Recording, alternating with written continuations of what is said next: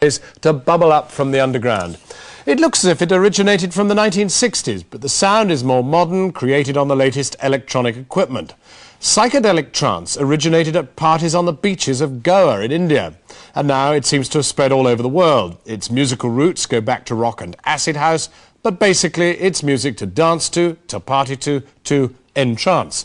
Nicholas Glass reports now on an underground music that's rapidly growing, as they say, overground.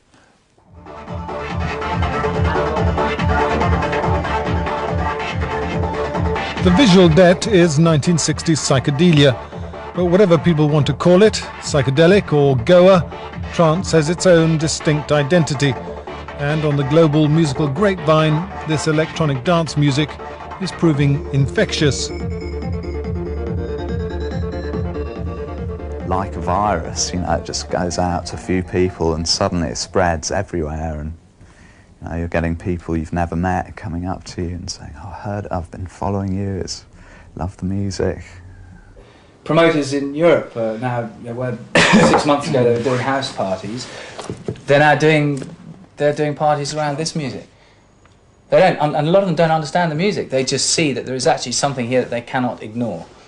When you hear it, it makes you smile, it makes you feel good, and it makes you want to dance. And all of those things are natural things, and suddenly you find yourself wobbling like a jelly on the plate, and you're away. Mars needs women. Electronic dance music has been played in the clubs and at outdoor raves since the 1980s. Essentially, trance is just one room in a multi-roomed house of rave music. But despite the repetitive beat, there are subtle differences. There's more melody, Eastern scales and rhythms are used, and there are traceable hippie origins, the beach parties in Goa in southwest India. More than ever, underground music spreads internationally. Trance has travelled with the partygoers and the DJs from Goa to Brazil, Australia, Israel and Europe. And in the last few months, the music and style magazines here have begun to take note.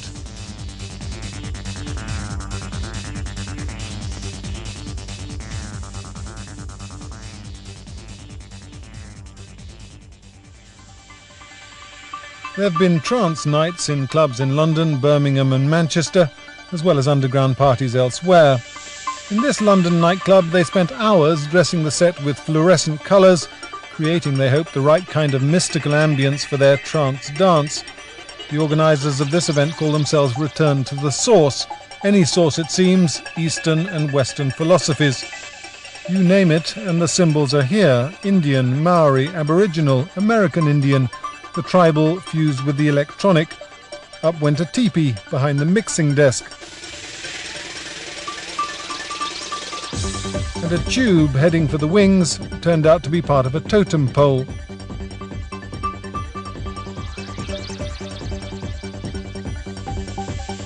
The ritual of preparing the dance floor was almost religious, and they say they actively discourage the sort of drug taking long associated with the dance scene. We create sort of a sacred space, if you like a modern-day temple. We're offering a sort of a safe, fun place for people to come and enjoy sort of the ritual, if you like, of dancing together. And I've been sort of making a point of talking to the young people who come to the club. And they've actually come up to me and said, "Well, Chris, listen, for the first time I haven't taken any drugs tonight. I used to take 5 ecstasies, 4 ecstasies a night. And now actually I'm not taking any.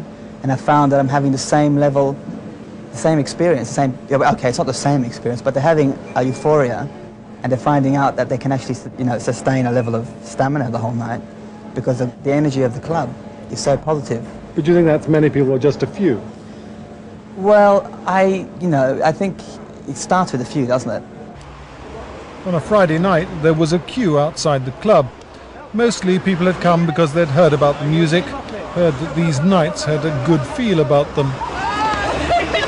No one mentioned mysticism or spirituality. I've heard the gig, Return to the Source, is very, very good. I've not been to one, and I've had some good reports about it. A lot of friends of mine have had a really good time. Everybody's really friendly. No hassle, no aggro. Everybody's just a really good party, I heard the music was Goa Trance. That's why I came. It's just a bit more boingy. It's like more relaxed. It's a bit more what? Boingy. What does that mean? Wow. What's poinky poinky mean? You're really bouncy and you just feel really full of energy, and like people, you just like really relaxed, and the music just takes control of your body. Anything goes tonight, like it's all on a peaceful kind of vibe, you know what I mean? I don't get any trouble in there, very rare. How long will you stay? Till it finishes. It finishes usually. Till I drop dead on the floor in a heap. Till 6 in the morning? 6 in the morning.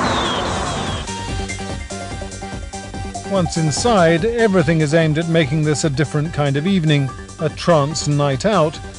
Away from the dance floor, there are rooms where you can talk and drink Indian tea, and if you want to, you can also wander round the market.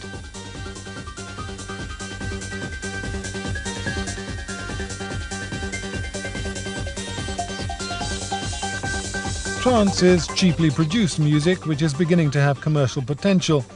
Down at Butterfly Studios in Brixton in South London, they've been experimenting with trance music for some years. The studios are owned and run by the bass guitarist with the band Killing Joke, who's known simply as Youth. Long involved in the underground and dance scene, he's a child of the 60s. I think it's inevitably going to go beyond underground, as what happened with the beat poets of Ginsberg and the architects of the 60s psychedelic revolution. When that went overground, that was a fantastic thing, and that changed the world in a very big way.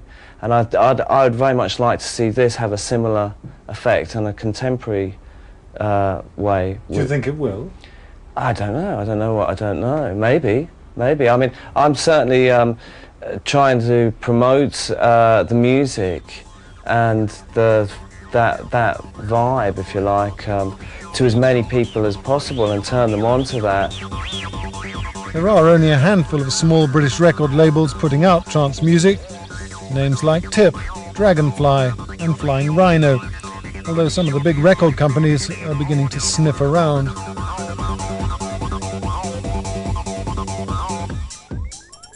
Dominic and I play, we DJ, and every time we play, there's always a handful of people who've never heard this music before. They might be into other forms of dance music or whatever, but they always appear and go, what the hell was that? That was absolutely outrageous.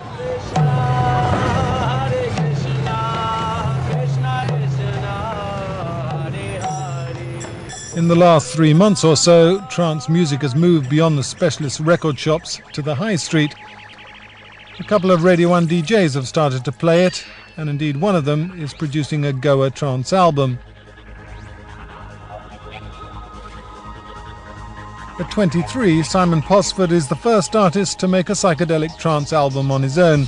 He makes his music, like many trance musicians, in his studio at home.